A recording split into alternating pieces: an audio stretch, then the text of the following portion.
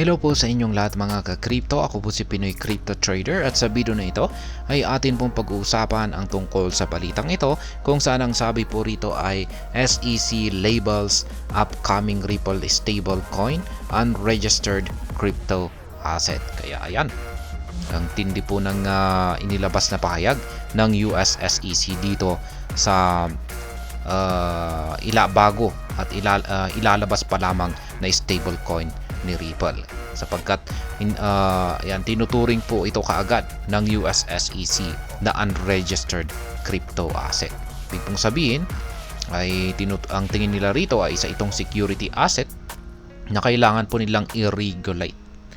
Kaya ayan, sa mga hindi po pala nakakaalam ay itong si Ripple ay yung kanilang malaking development po ngayon na kanilang tinututukan ay ang kanilang stablecoin na kanila pong ilalabas dito sa kanilang XRP ledger.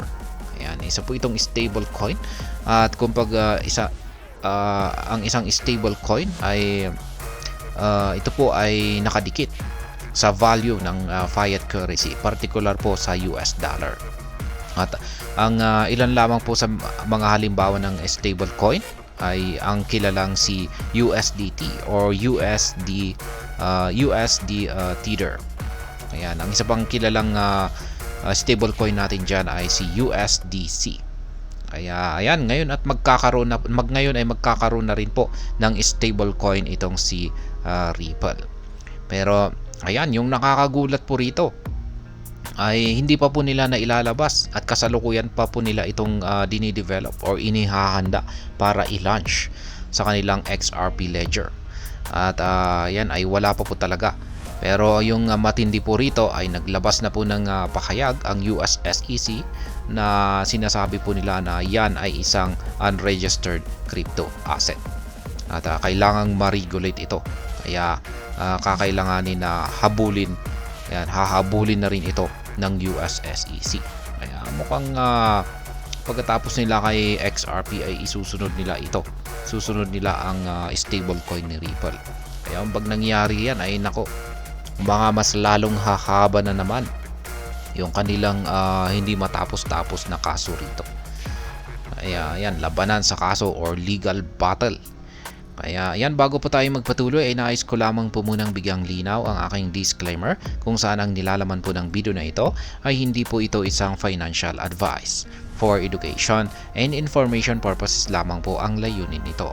Maliban po dito ay nais ko na rin pong magbigay babala na wala pong kahit anumang group chat ang Pinoy Crypto Trader.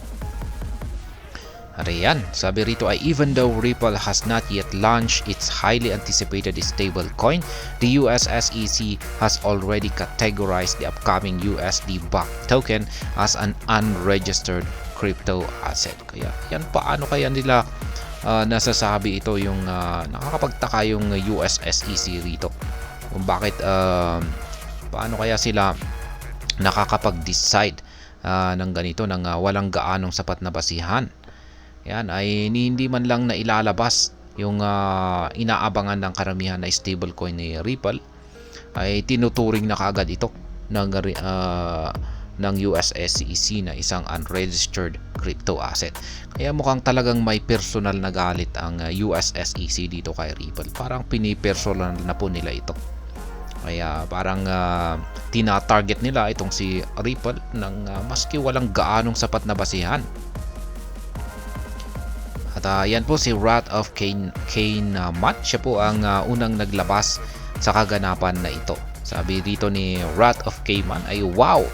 The SEC is already taking shots at Ripple's stablecoin proposal as a new unregistered crypto asset. Yan, pinapatamaan na po or inaatake na ni US SEC ang bago at hindi pa na ilalabas na stablecoin ni Ripple, kung saan ay tinuturing po nila itong unregistered crypto asset.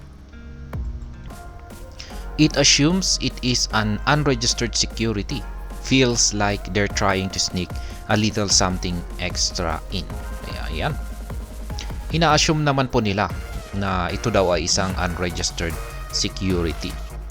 Kaya ayan, ayon po yan kay Ginoong Wrath of Cain Matt.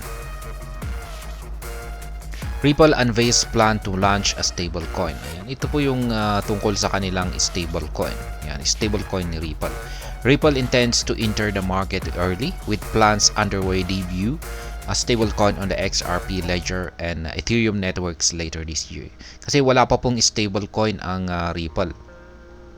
Kaya yan, gusto po nilang magkaroon ng stablecoin. At ito ay kanila, hindi lamang po nila ilalabas ito sa XRP Ledger kundi sa Ethereum network na rin. At ang plano po nila ay ilalabas po nila sa sunod na taon. Yan, mga taong 2025. The company said the forthcoming stablecoin would bridge the gap between traditional finance and the crypto sector. Kaya yan, ang ayon po kay Ripple ay yung kanilang stablecoin na ito ay ito raw ang magkakaroon ng magiging parang bridge or parang magsisilbing tulay sa pagitan po ng traditional na finance at ang crypto sector. Kaya yan po yung kanilang layunin dito. Kaya yan pong muli. Sa tingin ko ay talagang yung pangyayari po rito ay talagang mukhang parang personal na pag-atakin na po talaga ito ng US SEC. Yan, hindi na nila kailangan hindi pa nila sinusuri ang stablecoin ni Ripple, ay talagang tinuturing na po nila kaagad na unregistered cryptocurrency asset ito.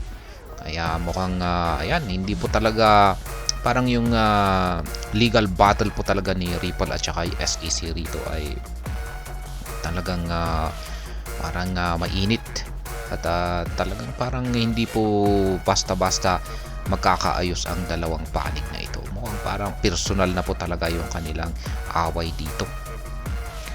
Kaya ayan, mukhang pagkatapos po siguro ni XRP ay isusunod nila itong kanilang stablecoin na ito.